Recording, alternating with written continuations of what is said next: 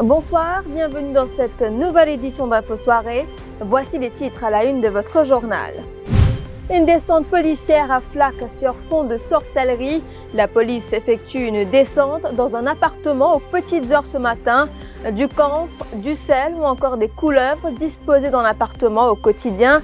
Et c'est le calvaire qu'a vécu un habitant de l'Est. Témoignage dans ce journal. Un vendredi agité par une vague de rumeurs sur un éventuel relockdown et des cas locaux de Covid-19. Résultat, psychose dans une école primaire de Roseville et achat compulsif des consommateurs. Aucune raison de refermer le pays. Précision apportée par le Premier ministre adjoint Steven Obigadou cet après-midi pour faire taire les rumeurs. Parallèlement, la police met en garde contre la publication de fake news. Un internaute a été identifié par la Cybercrime Unit pour propagation de fausses nouvelles sur les réseaux sociaux. Son interpellation est jugée imminente aux casernes centrales. Le personnel d'Air Mauritius obligé de réduire le salaire de 33 à 50%. Cela représente une baisse d'1,6 milliard de roupies de la masse salariale de MK, un accord signé entre les administrateurs et les syndicats. Le quartier chinois fait son show, le Magical Chinatown, un concert de jeunes artistes locaux du moment aura lieu ce week-end. Objectif, permettre aux jeunes d'exprimer leur talent.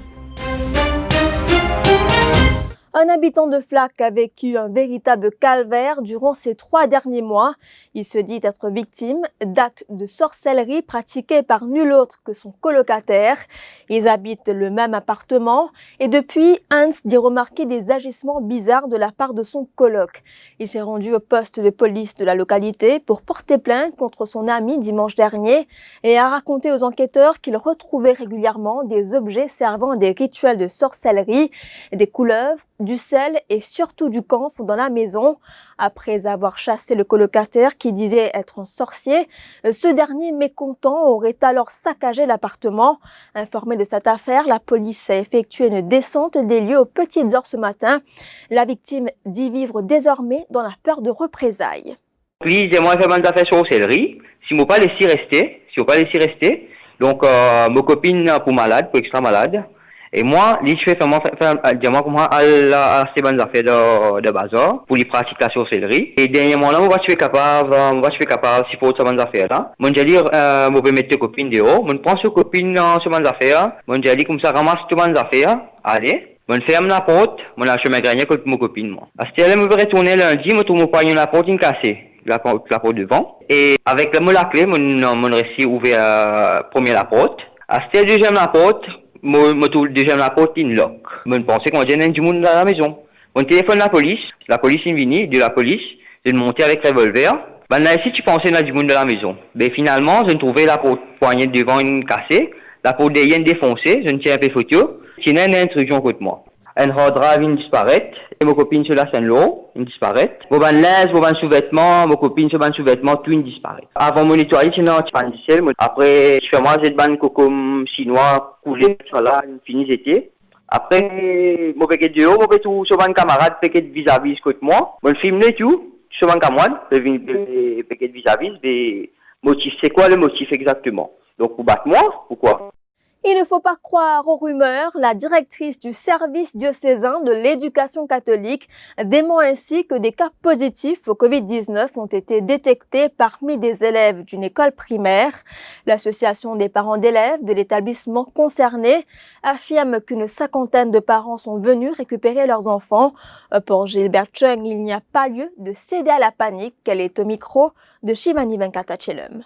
Il ne faut pas qu'ils nous cèdent à la panique et il ne faut pas que nous écoutent les rumeurs. Nous, au niveau du CEDEC, nous suivons les guidelines du ministère de l'Éducation et du ministère de la Santé. Tant qu'il y a un communiqué qui dit à nous qu'il y a matière à s'inquiéter, nous pas inquiète nous. Nous pensons que mes parents aussi, il ne faudrait pas que les autres cèdent à la panique. Il n'y a rien et là, mon peut dire tout, garde calme. Tant que le ministère de la Santé ou le ministère de l'Éducation, je dis à nous d'après le communiqué qu'il n'y a pas à s'inquiéter, qu'il n'y a rien, donc il n'y a rien. Si mes parents maintenant ont là-dedans envie de prendre les enfants à la case, ça nous pas capable d'empêcher. Mais en même temps, nous disons aux parents, il ne faut pas se céder à la panique. Il ne faut pas se écouter de rumeurs, comme déjà le ministère de la Santé dit, il y a un peu fake news qui peut aller partout.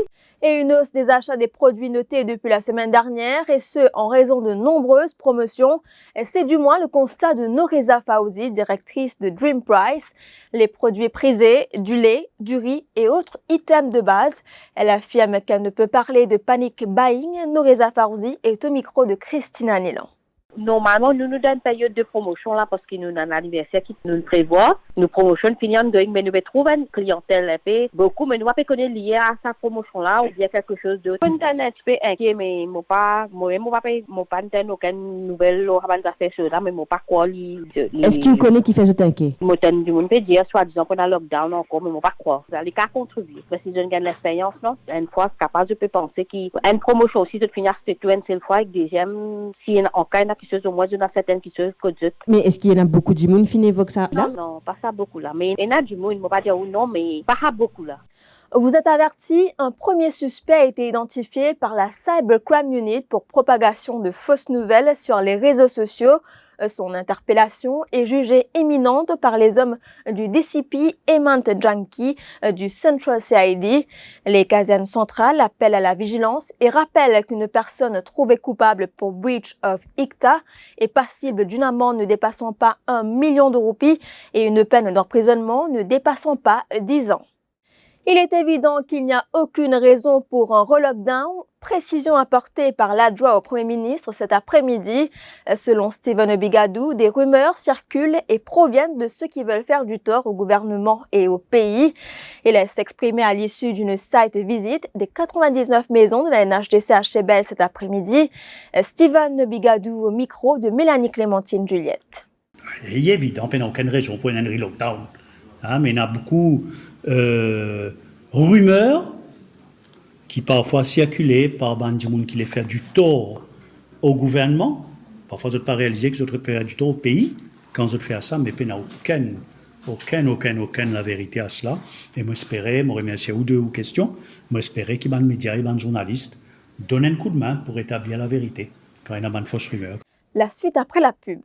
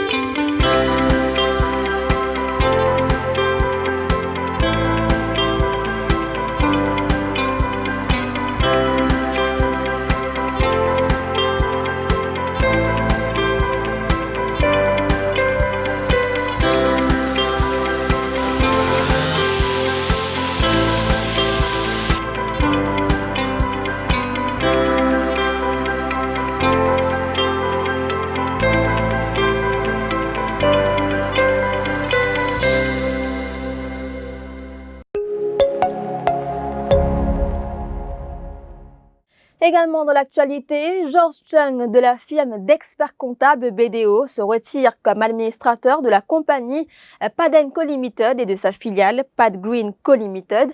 Décision communiquée ce matin lors d'une réunion avec des créanciers de la compagnie.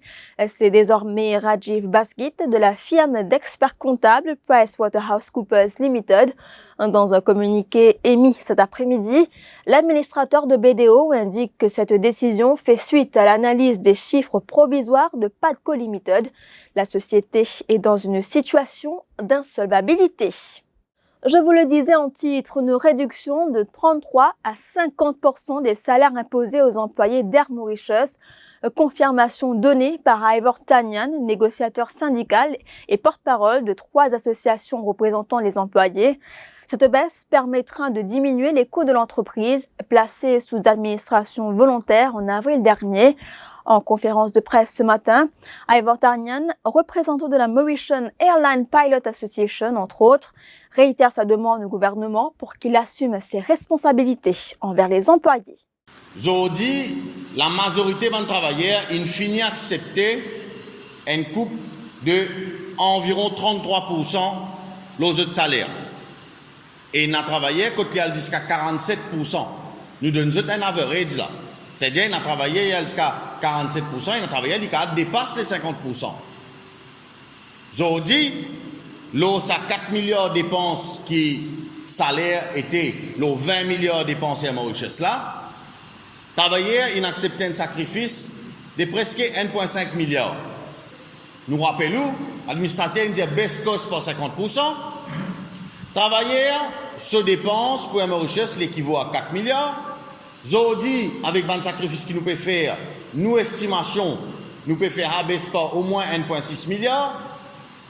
Nous peut ramener sa dépense là donc à peu près 2,5 milliards, disons. C'est pour ça qu'il nous dit, bien sauve nous travail. Nous ne finissons faire un maximum de sacrifices nous capables, nous. Les restes dépenses qui restaient pour un Mauritius, je me rappelle les autres. C'est-à-dire, l'eau, ça 20 milliards qui est Mauritius là dépensé, et Mauritius dépensé tous les ans. Quand on tire, c'est que nous représentons aujourd'hui, c'est-à-dire, disons 2,5 milliards, l'eau, ça 17,5 milliards là. C'est les autres dépenses, ça. C'est leasing d'un avion, c'est entretien d'un avion, c'est coût d'un licence, des affaires qui, les running cost de compagnie, ça.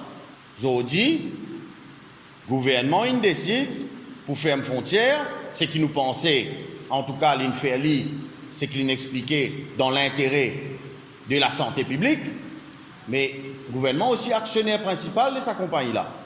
C'est sa responsabilité, assume les coûts que l'administration de la compagnie n'a qu'à assumer.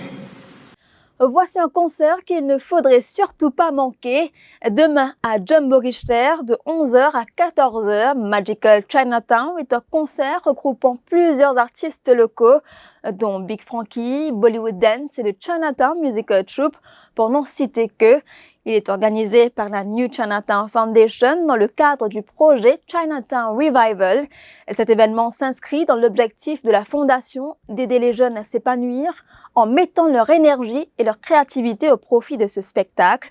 Beaucoup de jeunes cherchaient une plateforme pour montrer leurs talents cachés, affirme le président de la NCF, Jean-Paul Lam.